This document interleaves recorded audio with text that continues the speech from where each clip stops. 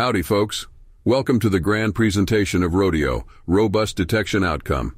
The name's Buckaroo McData Wrangler, but my pals call me Buck. I'll be your trusty guide through this here paper.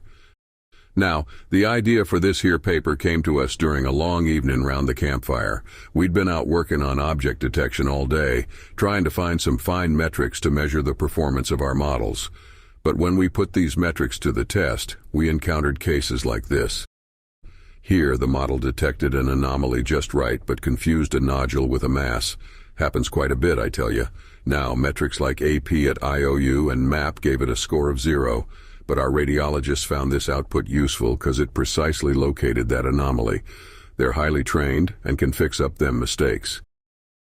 Now, in these two cases, the detections were reasonable, and even the classes were spot on. But the overlap with the annotations, which are also correct, was just too dang big. So once again, AP at IOU would give it a big fat 0. Turns out, them IOU-based metrics are mighty susceptible to them ambiguous annotations, a problem we often find within images like them chest x-rays. And in this last example, we got a downright wrong prediction.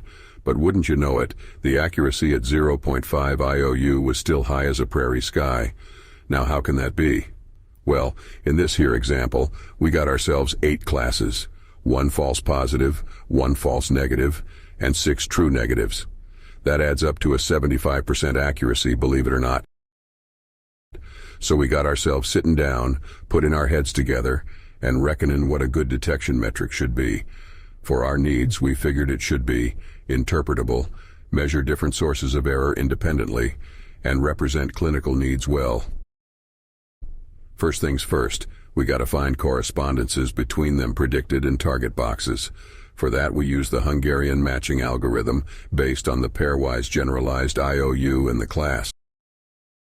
Next, the localization score should decrease smoothly and isotropically in all directions. To make that happen, we use the distance between the centers of them predicted and target boxes, based on a 2D separable normal distribution. You see, them IOU-based metrics drop all rough and uneven. Now the shape similarity score measures how well the predicted box matches the target box in size and aspect ratio.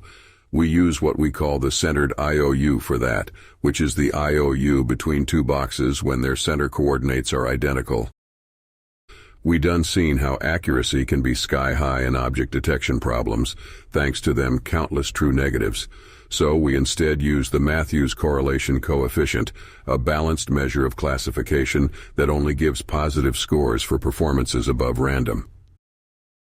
To take into account them situations where we ain't got enough or too many boxes predicted by the detection model, we punish them unmatched predicted and target boxes from step 1. We do that by linearly mixing together them previously computed subscores with 0. Rodeo also produces a single score that lets us compare models head-to-head. We compute the harmonic mean of them corrected submetrics.